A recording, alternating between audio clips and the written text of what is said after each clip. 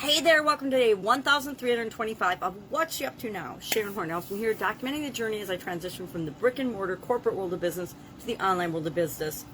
And in 2020, 2021, a little bit of back and forth. And probably from now on, back and forth, because I love business. I love entrepreneurship. I don't want to be limited to just doing things online. Just like in the offline world, I wished I had been doing things online as the internet came into being, because when I started businesses, there was no internet. I know, hard to fathom, hard to believe that there was no internet, but there didn't used to be any internet.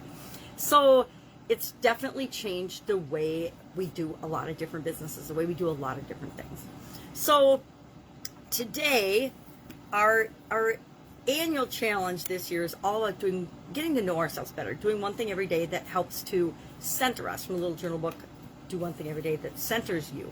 And today it was a saying about ignorance being just the beginning of wisdom. And the question posed was, and I got to thinking about ignorance as I started this segment. I'm like, what an interesting word. Ignorance to me means you're ignoring something. You're ignoring it, and that's intentional. We filter out, and sometimes it's intentional, sometimes it's not. We filter out the vast majority of what's going on around us because sensory wise, we couldn't handle it. We absolutely would be in sensory overload, each and every one of us, if we didn't have the ability to filter out that which our subconscious determines isn't important for us. So the truth is, we actually purposefully, although on a subconscious level, ignore the vast majority of what's going on around us all the time. All of us do it all the time, unless we deem something on a conscious level to be important or a subconscious level to be important. If it's important for us, we don't ignore it, we pay attention to it. So I guess the opposite of ignorance is attention. That's interesting. That I could ponder on for a while today.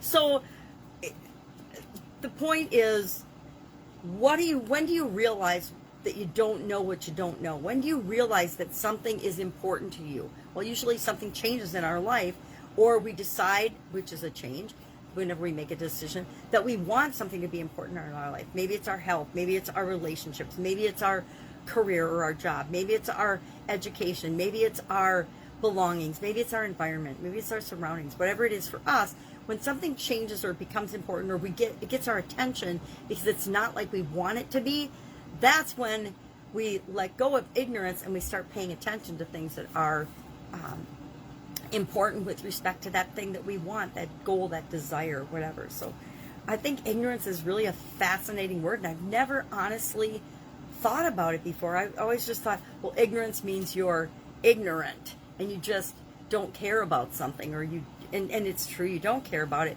but you don't care about it because it's not important to you. It's not of value to you. It's not a priority for you. And each and every one of us get to set our own and have our own priorities. We get to decide what we want to be ignorant on, what we want to pay attention to, what we want to choose to not participate in.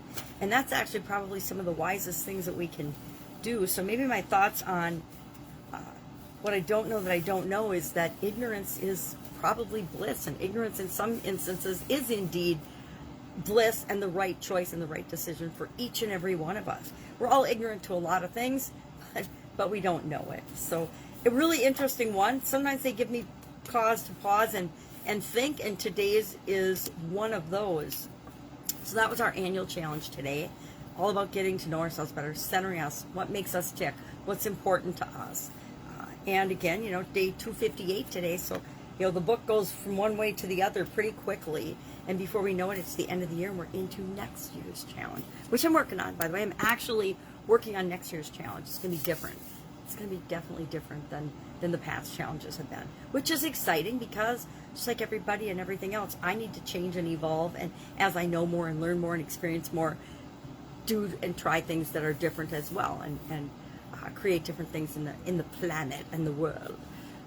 So that was our annual challenge today. Our idiom today for Supersize Your Business was many hens make light work. And I kind of joked and said many sanitized hands make light work because of all the hand sanitizer we use now. I don't know about you, but prior to this, yeah, I had hand sanitizer at my house, but I had, maybe one bottle in the kitchen or under the kitchen sink probably before COVID-19, and it seldom if ever got used.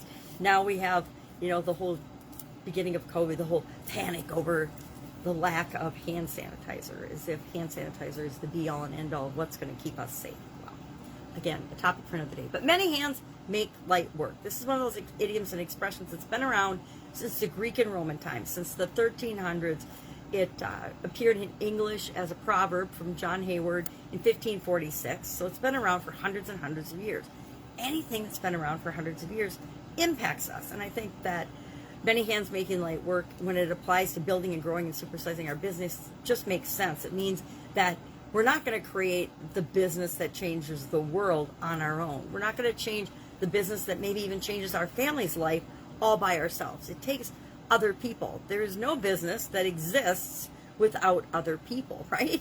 Business is an exchange of value, and so it takes at least one seller and one buyer, one customer and one deliverer of a service. It takes at least two people, so there is no business in a vacuum. As much as some people would love to think, oh, I can just, put this up online and the world will buy it, and I really never have to deal with or interact with any human beings. It doesn't work that way. Sorry, my eyes definitely watering today. So those are my two pieces of content that I'm creating right now. Again, in October 1st, we will do the 30-day Get Up and Go Challenge again. I've been offering that for free since COVID started, and I'm going to continue to do that through this year because I still think a lot of people are discombobulated in 2021, and even more so as people are going back to work, because people in America, a lot of people, millions of people, have been out of work for over a year in America, and a lot of people are starting to go back to work, and I think that's going to be just like the quick change of COVID and people being off work. Going back to work is a big transition and change for people as well. And I think the media is blowing it out of proportion, and they're making it sound like people just don't want to work and don't want to go back to work, and that's just not true. People want to work. People want to be productive. People want to have their lives work out for them. It's just whenever there's a change in transition, and that's why I believe that the Get Up and Go Challenge is really important, that people find a way to automatically handle change, make it as easy as breathing. And on that topic, I'm actually taking the 30-day challenge and doing it as a VIP session today, a 90-minute VIP session. So we're going to see how that goes. It's going to be interesting. How do you take a 30-day program and squish it into a 90-minute VIP session? So I'm excited about that. I'm not going to admit that I've got it all figured out and how I'm going to do it. I actually have no idea. It'll depend on the group and the individuals and what their needs are. It's all based on what is their need. What do you want? What do you need? Not what do I have to say. It's what do you need? What do you want? What will help you to transition and transform and create the results that you want? It doesn't matter what I want. I've got the results I want. I'm in charge of working on my results. You're in charge of working on your results. But we can always get help and coaching from other people for different skills and different abilities and different tasks and things we want to create in our life by people that have done that before or been through that before. So I'm excited about that. I'm curious to see how it works out. Never offered it as a short session before, done half a day workshop on it, but never done it as a 90 minutes. So I'm curious to see how this is going to work out. I'm sure it'll work out fine. Just won't have as many examples or as many tools as I normally share in the 30-day challenge, but it'll be exciting. And then again, we'll do it again in October and December. I've already committed to October and December for that this year, and then we'll see what next year brings. I'm allowing myself the opportunity to change and morph as I grow and as I see fit, and I think that that's important. Each and every one of us need to do that. I've tried and done a lot of different things online, done a lot of different things offline with respect to business, and also done a lot of things online in the last, 4 years, I guess now. 17, 18, 19, 20, 21 would be the 5th year, but it depends how you count it, right? Excuse me. I didn't decide till 2017 that I was going to do something online. And then, of course, starting out, I had no idea what it was going to be. And then over the last years, it's been morphing and changing through different iterations as I have learned and tried on different modalities, different strategies, different things, because we all need to do that until we figure out, okay, this is my thing, and then we do that.